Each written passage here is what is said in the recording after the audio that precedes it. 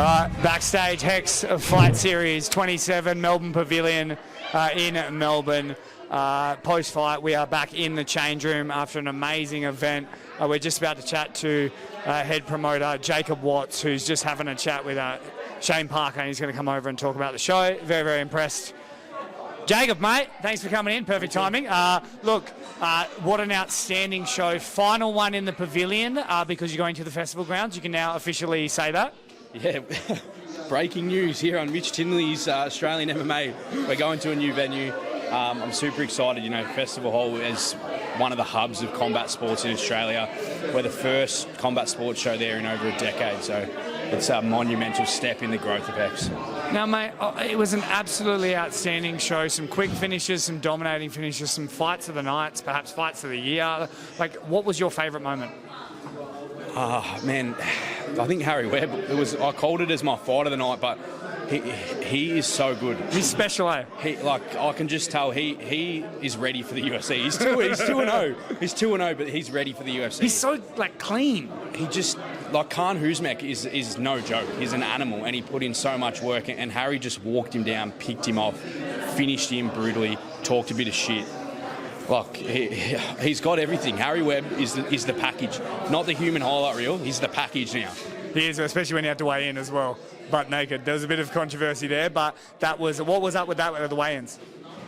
Oh, I guess now that the fight's done, there was a little bit of an issue. There was a little bit of an issue from. You're a very important man. I know. I've been getting. I'm going to take 1 more minute.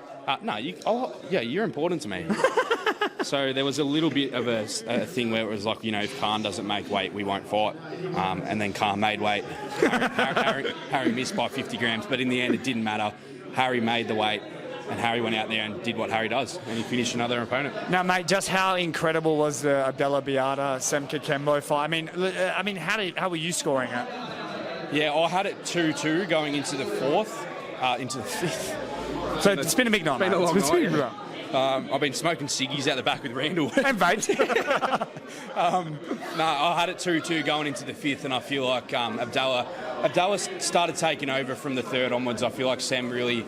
He looked like the longer fighter at the start. He had his range. Every time Abdullah would throw a shot, he would duck in and get to the body lock. But then Abdullah kind of got his reads, took over, and man, he's an absolute beast, and I can't wait to have him back on. And is there any more news on Sean Gauci? Of course, Cody Harden, interim bantamweight champion, put on a hell of a display against Raja Shippen. Not too sure what's happening with Sean. You let slip that he might be thinking about going to flyweight. What's happening there?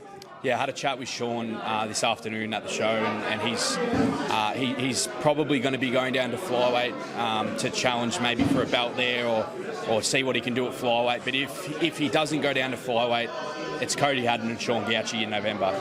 If he doesn't. If he does go to flyweight, will he drop the belt? We'll see. We'll see. I got one more for you to be pissed off at me, and then we can take 3 more months and you can calm down. I chatted to Damian Brown back, so this is not me making it up. I was talking to Damian Brown, and he said that the George Sotiropoulos fight is potentially still on the table. What do we need to get done? Yeah, we just need to sit down and have another conversation with both parties. You know, Damian's a little bit concerned about the weight. He feels like it might be his last fight, and George wants to be active. I'm sure we'll get it done. We've had some of the biggest fights. Like, we got Abdullah Biata on. I'm sure. Mate, you got Justin Van Heerden on. Yeah. Look, I can judging by the suit. I mean, the wallet's big enough, obviously. Yeah. Mate, outstanding show. I mean, everyone would have enjoyed it. Just going forward into November, there's a fight going on right now. Yeah. Are you going to sign that one for November? It's all crazy going here. Mate, amazing show. Is there any sort of wrapping up of the whole event?